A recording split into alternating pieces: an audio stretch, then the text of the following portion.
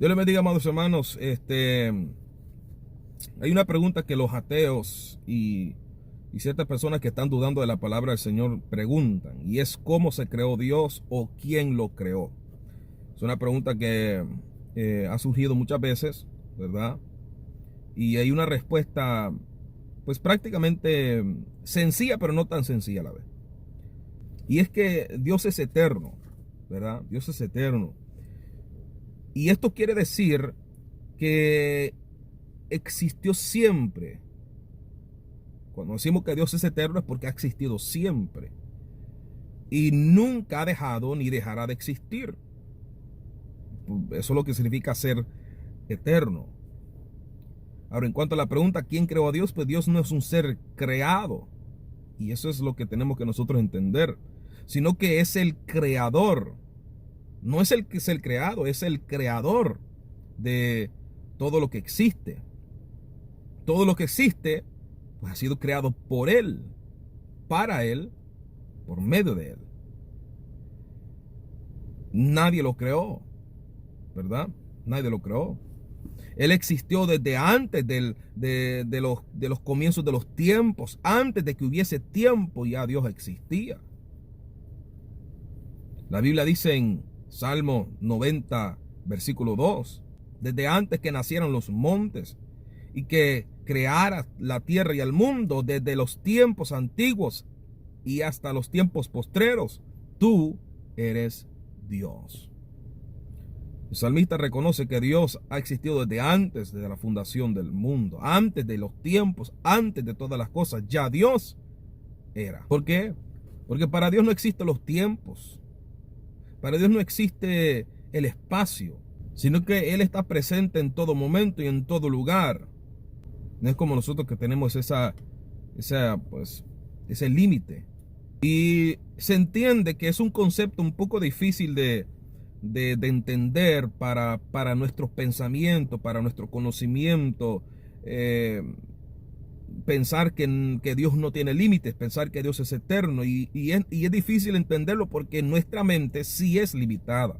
Es decir, nosotros tenemos un concepto que no puede sobrepasar cierto límite que Dios ha permitido, porque no podríamos nosotros entender cómo es Dios en toda su poder y majestad y su totalidad.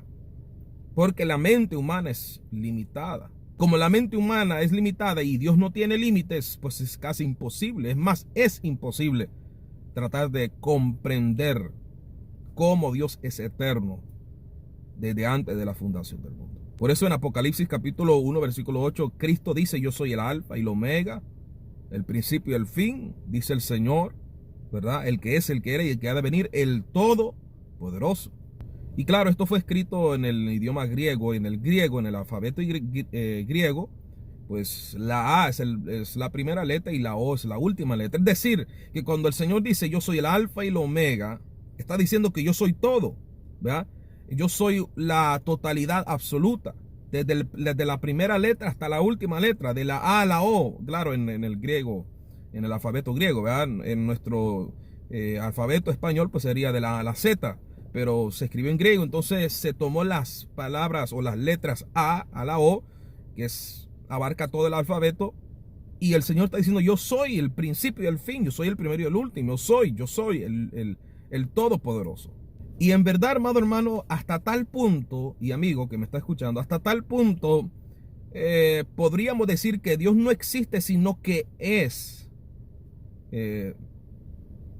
Aunque suene algo confuso y quizás algunos gracioso o chocante, pero la verdad es que la existencia está delimitada al tiempo y al espacio, pero Dios, como ya existía antes o siempre ha sido, y no está limitado al tiempo ni al espacio, simplemente Dios es.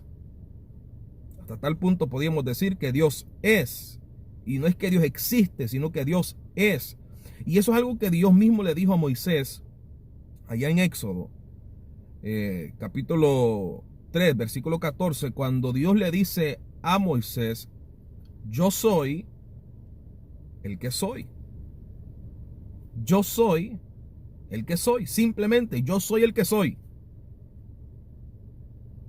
dando a entender que Dios es y siempre ha sido. Bendiciones. Espero que esto le haya ayudado a aumentar nuestra fe en el Señor. Dios le bendiga.